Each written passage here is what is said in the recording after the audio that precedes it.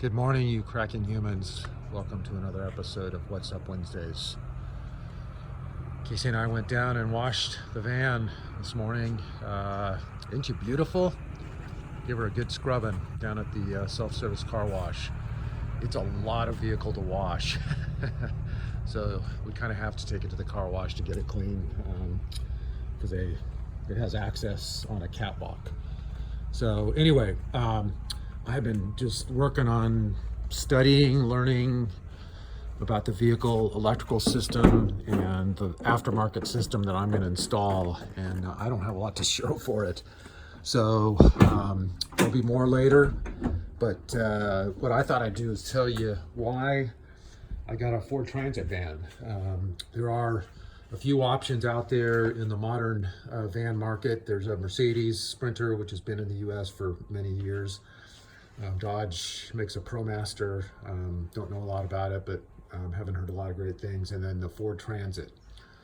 And so why did I get it? The first comparison point for me is the headroom.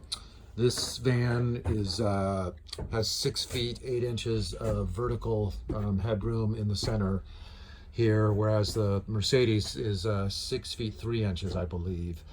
I can stand up in 6 feet 3 inches, but when you start putting things like insulation in it and ceiling covering, insulating the floor, this floor is going to be elevated, so it starts shrinking pretty quickly, and that also impacts the headroom for the bed, and it determines whether or not you can sit up in the bed. So for us, having the 6 foot 8 inches of clearance was kind of critical. I think that was kind of a deal breaker for us when it came right down to it. It was a number one priority deal. So 6 feet 8 inches. The second reason is the performance of the vehicle. We looked at the Mercedes, which is, I believe, only available with the diesel engine, which is supposedly reliable and durable. I don't know about that, but it doesn't meet modern emission standards, so they had to add a bunch of stuff to it that started making those things unreliable. And you have to take it to a Mercedes trained service technician to work on that engine, and they are expensive. That's not really a performance issue, but as far as the engine, the Ford Transit, we got it up with the option for the 3.5 liter EcoBoost engine. It's a turbocharged engine, and it has a lot of torque and a lot of speed. This vehicle is capable of getting it from 0 to 60 in less than 7 seconds without a load in it. So and it drives well. This is a modern van.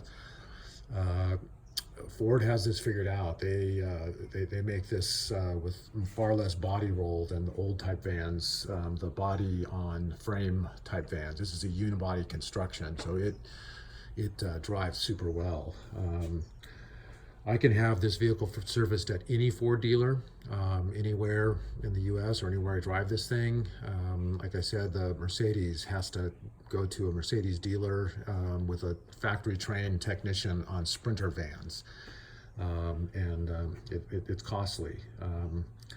And the last thing I would say is just the options that were available. Also the availability of the vehicles themselves. The Mercedes were having delivery problems in the US because of some kind of an issue with the factory that they assembled them in South Carolina, and the only thing you could buy was what was on the dealer's lots, and they were all white cargo vans mostly, or you could buy a used one that was a white cargo van. And that was it. We ordered it with all the options we wanted, and this is one example right here, but this was something I didn't even really know what it was until I started reading up on it. But this is Ford's programmable battery guard that I'm going to connect my third-party lithium-ion house battery set to, and it is a plug-and-play system. And I'm super glad that I got this, even though I didn't know what I was doing. But it has power going to a module right here. It is intended for a third-party vehicle to hook up to the positive 12-volt DC connection right here. And then you can, right here is a factory approved ground connection point. So this is purpose built for having a third-party battery system, and I don't know if that's available on the Mercedes, but it is on my van, and I'm happy I got that option. And we have other options in this vehicle that were important to us too, like the power seat. So anyway, Ford Transit wins out over the Mercedes for us. I'm happy with this van. It drives great. It is fun to drive. You just have to be aware of the height. So anyway, that's up. That's what's up on this Wednesday. Good to talk to you people. See you later.